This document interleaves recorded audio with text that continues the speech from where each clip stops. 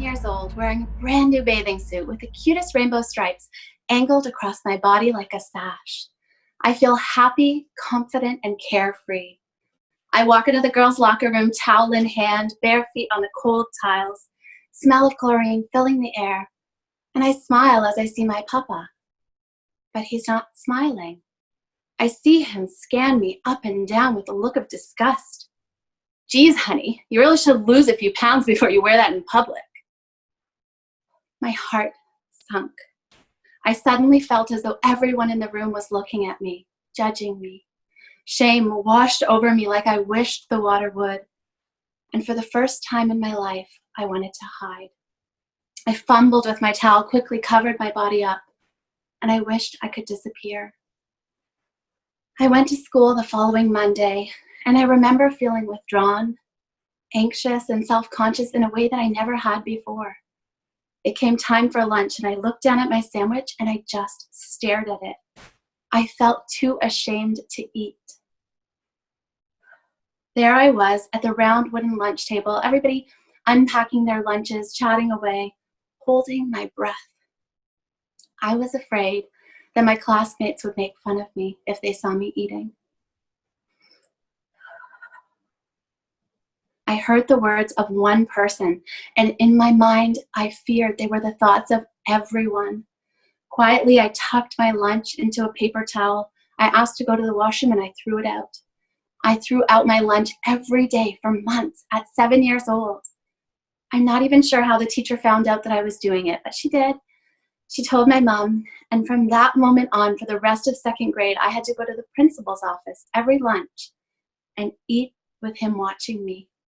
It was awful. I felt humiliated and trapped. I had to eat, so I ate and I ate and I ate. I ate for all the days and weeks I had been hungry. I was hungry, so hungry for acceptance, hungry to be loved, hungry to be enough. I ate my feelings and I ate my fear. I wasn't even big, but I got big.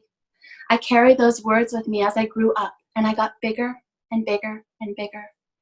I hid for so much of my life. The shame I had felt on the inside all of those years ago became visible on the outside for everyone to see.